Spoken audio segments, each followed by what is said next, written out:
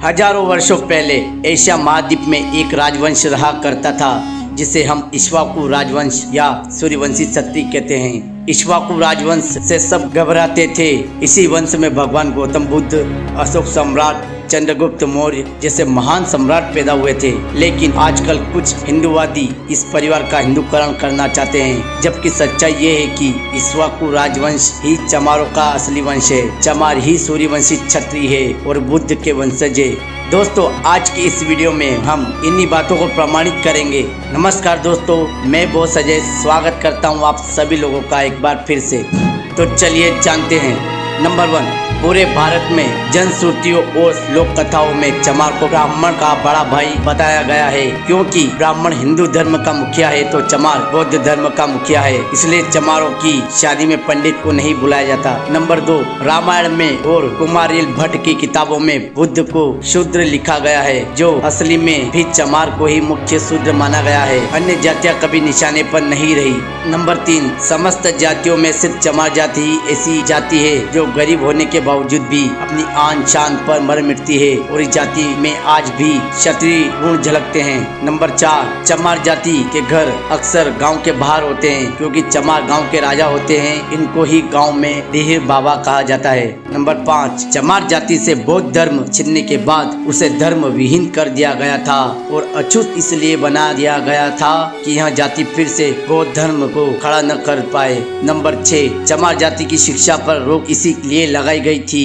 कि वह अनपढ़ रहेगा तो खुद को चमार अछूत समझेगा, कभी यह नहीं जान पाएगा कि चमार एक राजशाही खून है। इसलिए चमारों की शिक्षा पर रोक लगाई गई थी कि चमार शिक्षा पाएगा तो फिर से बौद्ध धर्म खड़ा कर देगा। नंबर 7, चमार खुद को इसलिए चमार कहलाना पसंद नहीं करते क्योंकि चमार इनका नाम है ही नहीं। इनका नाम तो सूर्यवंशी क्षत्रिय था, इसलिए चमार आज भी खुद को चमार कहने पर भड़क जाते हैं और लड़ाई करने लग जाते हैं। नंबर 8, ब्राह्मणों में जिस तरह शुक्ल, शर्मा आदि समर्थक जातियां हैं, चमारों में भी समर्थक जातियां थी, जैसे कि कोरी चमार, नोनिया चमार, तांती चमार, दुसाध चमार, पासी चमार आदि। लेकिन चमारों की सत्ता विलुप्त होने के बाद इन सब में फूट पड़ती गई। नंबर 9, बौद्ध धर्म के लोग जीव हिंसा से दूर रहते हैं, लेकिन मांस खाते थे, अर्थात वो किसी भी जीव को काट कर या मार कर मांस नहीं खाते थे, बल्कि भारतीय बुद्धिस्ट सिर्फ मरे हुए जानवर का मांस खाते थे,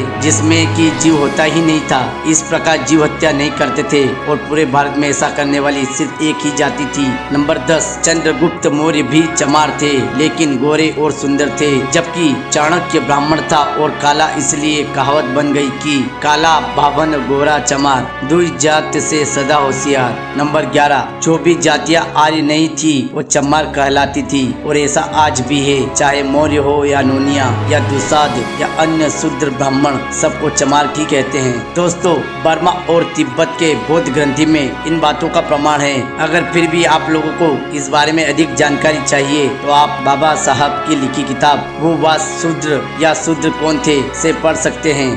अगर आपको यह जानकारी अच्छी लगे तो प्लीज अपने और चमार भाइयों और बौद्ध भाइयों को जरूर शेयर करें, ताकि उनको भी अधिक से अधिक पता चले। अगर वीडियो अच्छा लगे तो प्लीज लाइक कीजिए, शेयर कीजिए और चैनल को सब्सक्राइब कीजिए। धन्यवाद। जय भीम, जय भारत।